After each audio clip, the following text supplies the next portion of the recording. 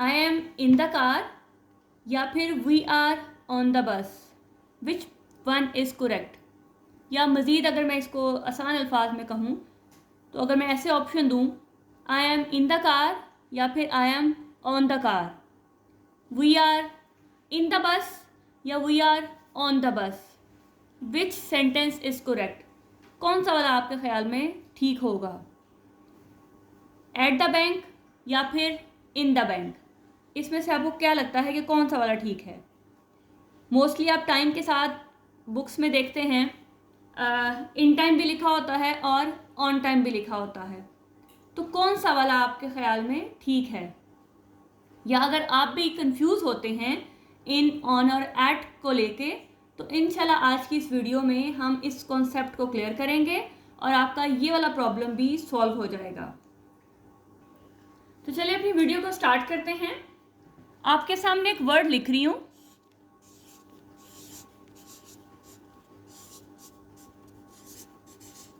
Position. Position क्या है? जब आप पोजीशन को समझ जाएंगे तो फिर इस टॉपिक को भी समझना आपके लिए मुश्किल नहीं है। फॉर एग्जाम्पल, अभी आप में से कुछ जो हैं बैठे होंगे, कुछ खड़े होंगे, कुछ टीवी के पास होंगे, कुछ कमरे में होंगे, कुछ बाहर होंगे। तो ये जो आपकी किसी चीज़ के पास खड़े होना, कुर्सी पे बैठना, कमरे में होना, ये आपकी है पोजीशन, यानी कि आपकी बताता है कि आप इस टाइम कहाँ पर हैं, आपकी पोजीशन को शो करवाया जा रहा है। तो इस पोजीशन से पहले अगर मैं एक लगा दूं प्री, ठीक है, तो ये आपके पास बन जाएगा प्रेपोजिशन। यानी कि आपको ये याद रखना बहुत आसान रहेगा कि जब आप पोजीशन को शो करते हैं तो वो आपके पास जो शो करवाना है दैट इज़ कॉल्ड प्रेपोजिशन। हमेशा याद रखना है कि इसी के अंदर इसका आंसर है। हमारे पास बच्चे 9th 10th first year second year में पहुंच जाते हैं, लेकिन जब उनसे प्रेपोजिशन का पूछते हैं तो वो कंफ्यूज हो जाते हैं, उन्हें याद ही नहीं रहता कि प्रेपोजिशन बेसिकली क्या है। तो प्रेपोजिशन बेसिकली पोजीशन को शो करवाना है।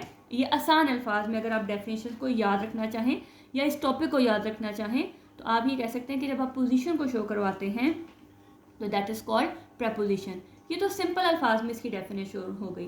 तो अगर हम प्रॉपर इसकी डेफिनेशन की बात करें तो हम ये कह सकते हैं कि prepositions are words that show the relationship between noun और pronoun and other words in a sentence and it often indicates location, direction, time etcetera. मतलब ये आपकी लोकेशन को बताता है, डायरेक्शन को बताता है, आपके टाइम को बताता है।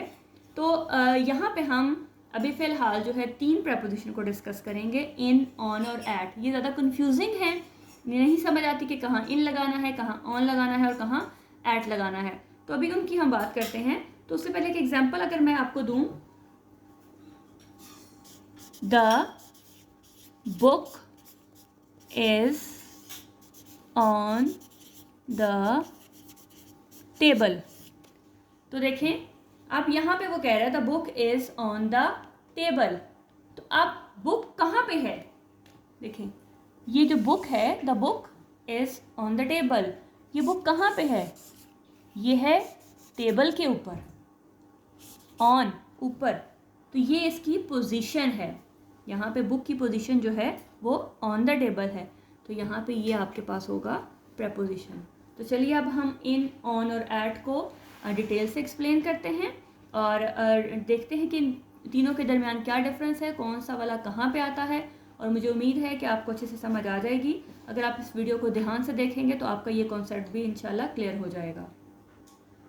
सबसे पहले बात करते हैं इन की। तो इन कहाँ कहाँ पे लगेगा, वो सारी कंडीशंस, वो सारी सिचुएशंस मैंने यहाँ लिख दी हैं। तो सबसे पहले बात करते हैं पोजीशन की। मतलब इन लगेगा किसी चीज़ की पोजीशन को शो करवाने के लिए, और पोजीशन कहाँ पे? अगर वो 3D शेप में है, 3D फॉर्म में है। मतलब 3D क्या है? जब किसी चीज़ की लेंथ, विड्थ और हाइट होती है तो हम उसको बोलते हैं 3D। यानी कि अगर मैं सिंपल ये बोलूँ कि जब कोई चीज़ किसी चीज़ के अंदर मौजूद होगी तो फिर आपने लगाना है इन। कोई चीज़ किसी चीज़ के अंदर मौजूद होगी, मतलब किसी डब्बे में मौजूद है, किसी कमरे में मौजूद है, कहीं पे भी किसी चीज़ के अंदर जब वो कुछ चीज़ मौजूद होगी तो फिर आपने लगाना है in. For example, the book is in the bag.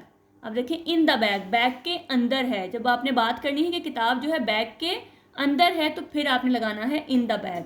The picture is in the frame, अब वो फ्रेम के अंदर मौजूद है, जब फ्रेम के अंदर मौजूद है तो आपने बोलना है the picture is in the frame. इस तरह से कोई चीज़, मतलब the students are in the class, the ball is in a box. तो कोई चीज़ जब भी किसी चीज़ के अंदर मौजूद होगी तो फिर वो आपकी जो पोजीशन है वो आपने उसके लिए शो करवाने के लिए आपने यूज़ करना है इन।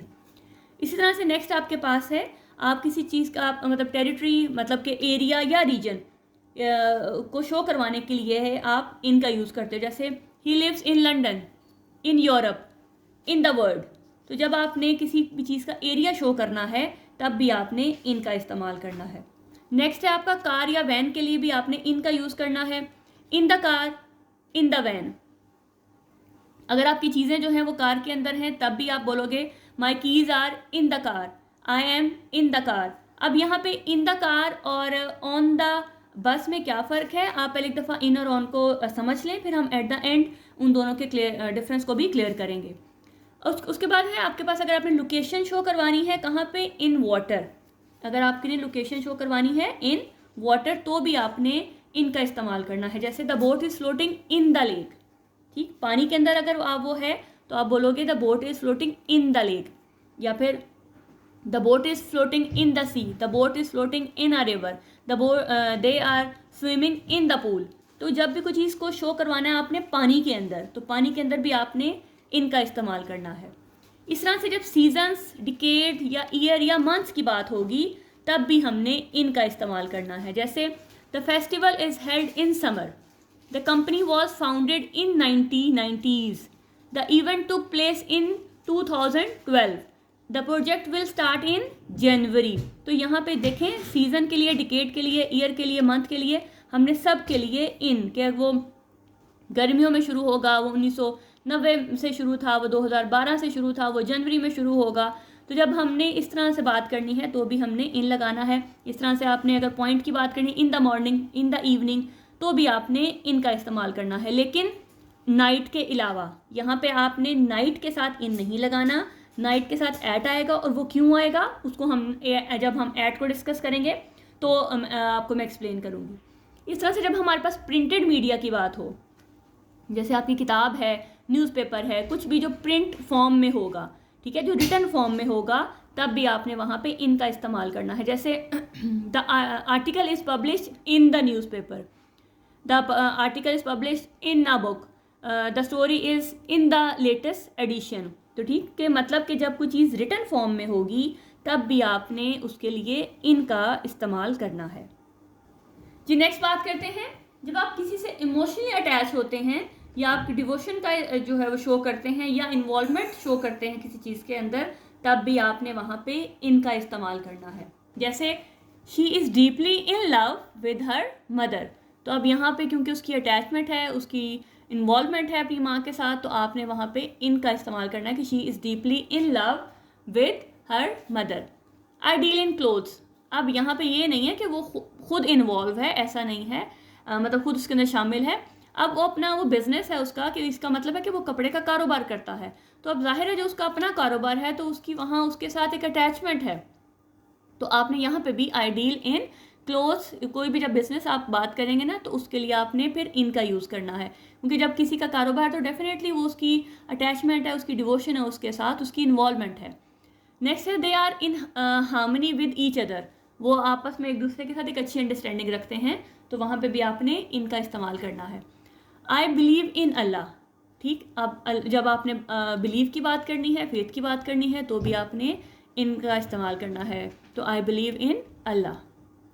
नेक्स्ट है जब आप मेंबरशिप की बात करेंगे, जो किसी ग्रुप से बिलोंग करेगी, तो वहाँ पे भी इनका इस्तेमाल होगा। She is in the team, she is in the team, या फिर she is in the club, she is a member of, she is in the organisation. तो यहाँ पे भी आपके पास इनका इस्तेमाल होगा जब एज अ ग्रुप आपके पास आएगा। किसी टॉपिक की या किसी फील्ड की बात करेंगे तो भी आपके पास इनका इस्तेमाल होगा। The researcher works in the field of medicine, मतलब मेडिसिन के मैदान में या मेडिसिन की फील्ड में वो रिसर्च कर रहा है, तो यहाँ पे ये फील्ड जो है मेडिसिन की है, तो यहाँ पे भी आप इनका इस्तेमाल करेंगे। या फिर अगर सब्जेक्ट की बात या टॉपिक की बात करेंगे तो भी आप इनका इस्तेमाल करेंगे, इन फिजिक्स या इन मार्केटिंग। नेक्स्ट आपके पास है, जब आपने मैयर करना है कुछ तो भी इनका इस्तेमाल होगा। The water is in inches, कि वाटर को जब हम मैयर करते हैं तो इंचेस में मैयर करते हैं, तो उसके लिए भी हम इनका इस्तेमाल करेंगे। The height is measured in feet, the distance is calculated in miles. तो ये देखें कि जब आपने मेजरमेंट करनी है किसी भी चीज़ की तो आपने इनका इस्तेमाल करना है। तो आई होप कि इनका कॉन्सेप्ट आपको क्लियर हो गया होगा। अगर ये क्लियर है तो फिर हम अगले की तरफ चलते हैं, अगर नहीं तो इसको दोबारा देखें ताकि आपके ये सारे जो कॉन्सेप्ट हैं वो अभी क्लियर हों, तो ही फिर आपको अगली समझ आएगी। तो नेक्स्ट है हमारे पास ऑन। जी ऑन हम कब इस्तेमाल करेंगे, जब किसी सरफेस की बात आएगी, और वो सरफेस इस तरह से आएगी कि वो जो ऑब्जेक्ट है वो उसको टच कर रहा हो। ठीक, जैसे ये अगर मेरे पास ये पेंसिल या मार्कर जो भी है, अगर मैं यहाँ पे रख देती हूँ उसको, तो फिर ये इसके साथ टच कर रहा है, तो मैं बोलूँगी कि the marker is on the book, on the page, on the register, जो भी है। तो अगर ये इसके साथ टच हो रहा है तो फिर आपने वहाँ पे ऑन का इस्तेमाल करना है। अगर वो टच नहीं है तो फिर ऑन नहीं आएगा। तो एग्जांपल देखें, जैसे मैंने पहले भी बोली है, the book is on the table, के बुक अगर टेबल के ऊपर है, उसके ऊपर पड़ी हुई है, वो उसका टच है, तो फिर आपने उसके लिए ऑन का इस्तेमाल करना है। इस तरह से जब हम फ्लोर की बात करेंगे तो on the first floor, on the fifth floor, तो तब भी आपने ऑन को यूज़ करना है। लेफ़्ट राइट डायरेक्शन के लिए the button is on the right side of the shirt. ठीक है, आप डायरेक्शन उसको बता रहे हैं कि जी कहाँ पे है, बटन किस साइड पे है, तो आपने ऑन द राइट साइड, या button is on the left side of the shirt. तो जब लेफ़्ट राइट की बात करनी है तो भी आपने ऑन का इस्तेमाल करना है। नेक्स्ट आपका पब्लिक ट्रांसपोर्ट के लिए जब आप बात करेंगे तो आपने ऑन का इस्तेमाल करना है, on the bus, on the train, on the plane. लेकिन यहाँ पे एक और डिफरेंस भी है कि आपने इन द कार और ऑन द बस क्यों कहा, जबकि दोनों ही व्हीकल्स हैं।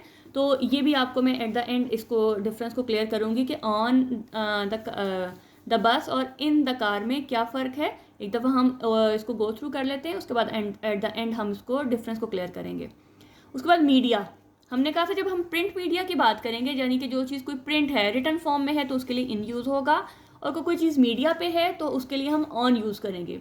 The news is on the media, the news is on the radio, the news is on the internet, the news is on the website.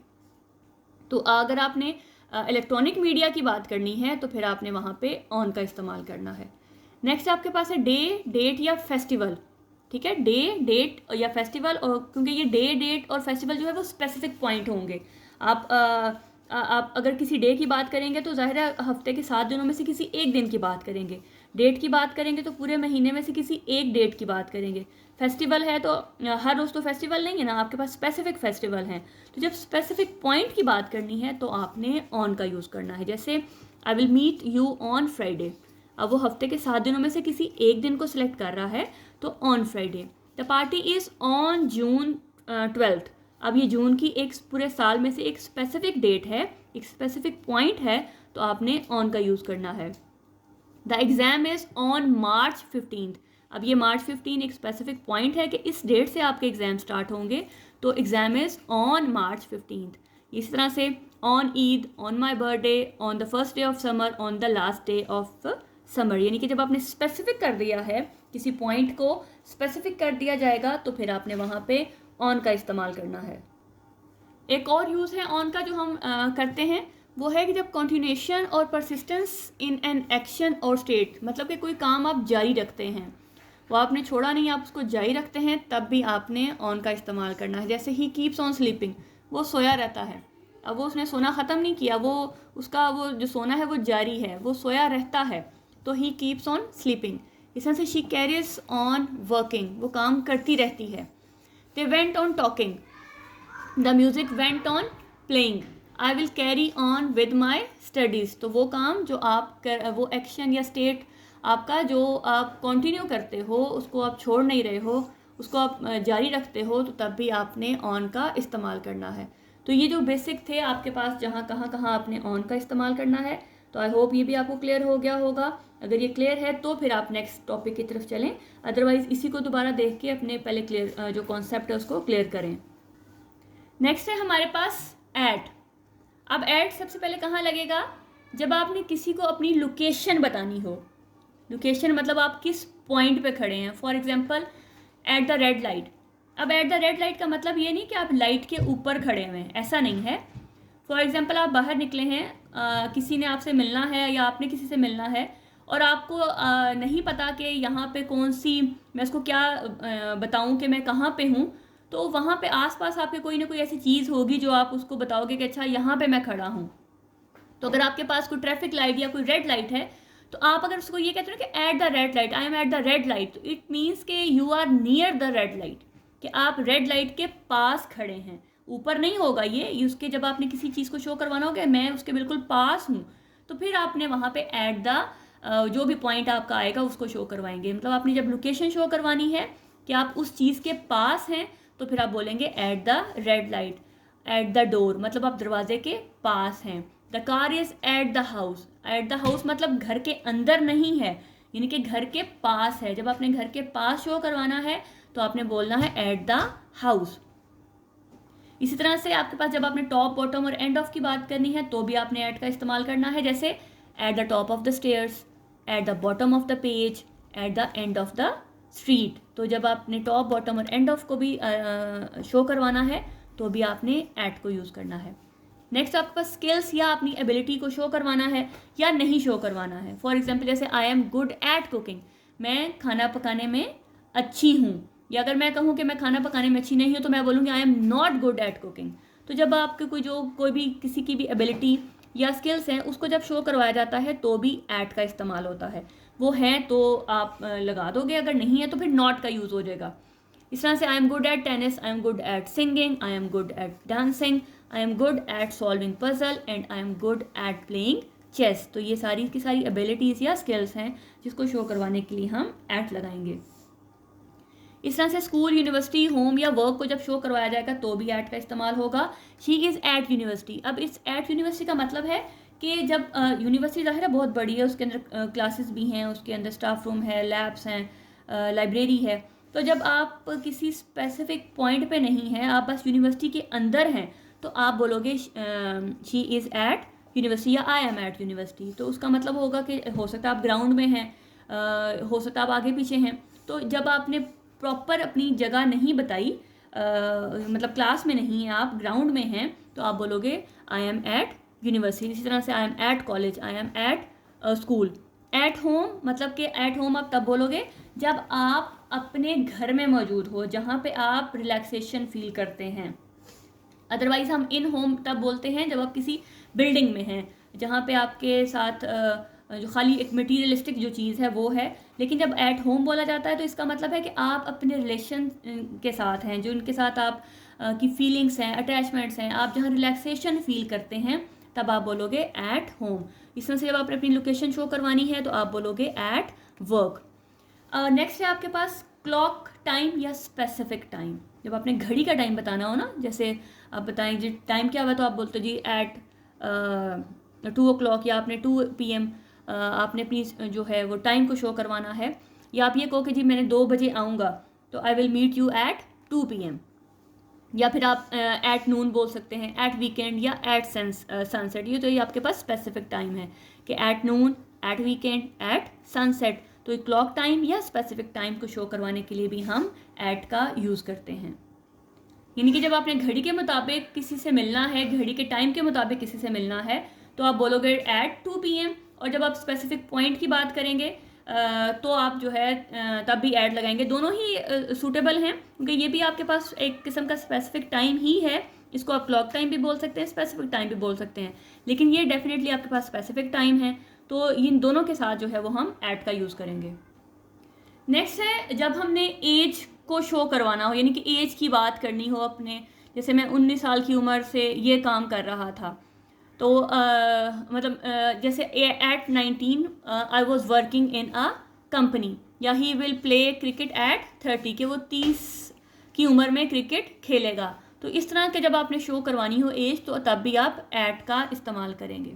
अब नेक्स्ट है आपके पास एट नाइट। पीछे हमने कहा कि हम in the morning, in the evening तो बोलते हैं, लेकिन नाइट के साथ हम एट का यूज़ करते हैं। तो वो क्यों यूज़ करते हैं? अब देखें, एट हम तब बात करते हैं जब हमने कोई एक स्पेसिफिक पॉइंट की बात करनी हो। जब हमने स्पेसिफिक पॉइंट को शो करवाना हो तो हम एट का यूज़ करते हैं।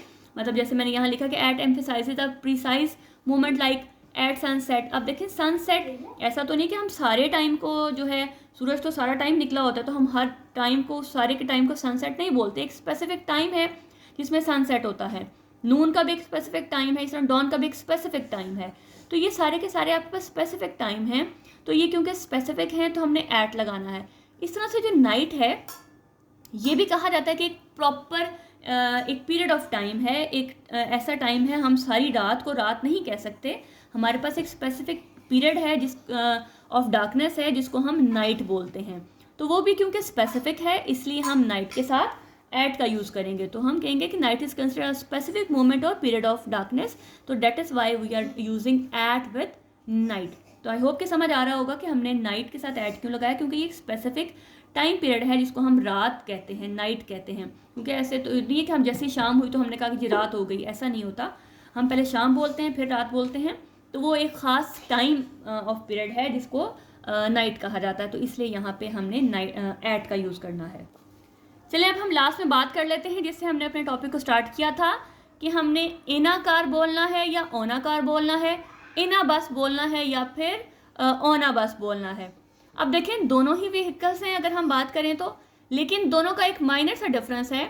अब वो डिफरेंस क्या है कि अगर ऐसी व्हीकल, ऐसी गाड़ी जिसमें आप चल सकते हो, आप खड़े हो सकते हो, आप चल सकते हो ईजिली, वो कंफर्टेबली आप वहाँ खड़े होके चल सकते हो, मूव कर सकते हो, तो फिर आपने बोलना है ऑन। ठीक है, जैसे बस है, एरोप्लेन है, उसके बाद ट्रेन है, तो ये वो व्हीकल्स हैं जिनके अंदर आप इजीली खड़े हो सकते हैं, चल सकते हैं, तो इनके लिए आप बोलोगे ऑन। जबकि आप अगर कार में बैठते हैं तो कार में आप इवन खड़े भी नहीं हो सकते हैं प्रॉपरली, आपको अपने आप को स्क्वीज़ करके वहाँ बिठाना है। तो अब जब वहाँ पे आप नहीं खड़े हो सकते, आप वॉक नहीं कर सकते हैं, तो फिर आपने यूज़ करना है इनाकार। तो आई होप कि ये समझ आ रहा होगा कि इनाकार और ओना बस में क्या डिफरेंस है, कि यहाँ पे आप खड़े नहीं हो सकते और यहाँ पे आप खड़े हो सकते हैं। तो ये बहुत ही क्लियर डिफरेंस है, इसको याद रखने के लिए कि जब खड़े हो सकते हैं तो ओना बस, नहीं हो सकते तो इनाकार। इसी तरह से आपने एट द बैंक बोलना है या इन द बैंक बोलना है। अब देखें हमने एट में हमने जब स्पेसिफिक चीज़ की बात की थी कि जब हम किसी चीज़ के अपनी पोजीशन को शो करवाएंगे कि हम कहाँ पे हैं, अपनी लोकेशन को शो करवाने के लिए कि हम कहाँ पे हैं, तो अगर मैं बोलती हूँ कि एट द बैंक, तो इसका मतलब है कि मैं बैंक के पास हूँ। ठीक है, मैं, इसका मतलब ये नहीं है कि मैं बैंक के अंदर हूँ। जब मैंने अपनी लोकेशन शो करवानी है किसी चीज़ के पास, जब मैंने पास को कहना है तो मैंने बोलना है एट द बैंक। लेकिन जब मैंने इन द बैंक बोलना है तो इसका मतलब है कि मैं बैंक के अंदर हूँ। तो अंदर के लिए हमने इन द बैंक, और जब भी आप किसी चीज़ के पास होंगे तो आपने कहना है एट द बैंक। नेक्स्ट है आपका इन टाइम या ऑन टाइम। ये भी एक बहुत ही कॉमन जो है यूज़ होने वाली प्रपोजिशन है, जिसमें बच्चे अक्सर ही कंफ्यूज रहते हैं कि इन कहाँ लगाना है और ऑन कहाँ लगाना है। तो आज चलें अब इसको भी हम क्लियर कर लेते हैं। इन टाइम हम वहाँ लगाएंगे जहाँ पे बिल्कुल ही हम लास्ट मोमेंट में पहुँचे हैं। लास्ट मोमेंट मतलब फॉर एग्जांपल अगर 9 बजे का टाइम है तो आप बिल्कुल उससे 1-2 मिनट पहले पहुँचे हैं तो वो होगा आपका लास्ट मोमेंट, या बिफोर डेडलाइन भी आप कह सकते हैं कि 9 बजे डेडलाइन थी, आप बिल्कुल उससे 1-2 मिनट पहले पहुँचे हैं तो वो होगा आपका इन time.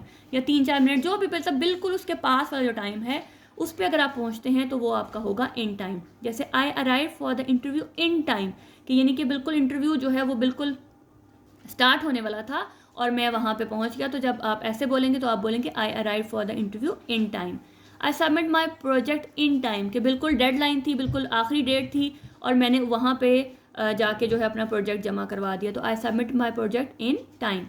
Luckily the doctor arrived in time to save the patient, कि बिल्कुल एंड टाइम पे जो है वो डॉक्टर आया, बिल्कुल मरीज़ की जो हालत थी बहुत ही ख़राब थी, तो बहुत ही वो डेडलाइन से बिल्कुल थोड़ा सा पहले आया। तो आप ये बोलोगे कि the doctor arrived in time to save the patient. अब ऑन टाइम, एग्जैक्ट टाइम, जो टाइम दिया गया है बिल्कुल उस टाइम पे पहुंचना is called on time. They arrived on time, मतलब अगर 9 बजे का टाइम है तो वो पूरे 9 बजे जो है पहुंचे हैं, तो आप कहोगे they arrived on time. The bus was on time, अगर बस ने 3:05 पे चलना था तो वो 3:05 पर ही चली, तो आप बोलोगे the bus was on time, मतलब 3:05 पर।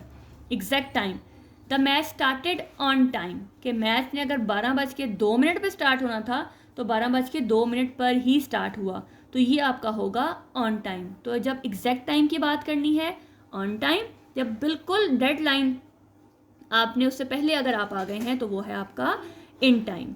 तो जैसे आप स्कूल जाते हैं तो आप बिल्कुल ही अगर 2 मिनट पहले जाते हैं तो वो इन टाइम है, और अगर बिल्कुल 7:30 अगर आपका स्कूल लगना है तो 7:30 आप पहुंचते हैं तो वो आपका है ऑन टाइम।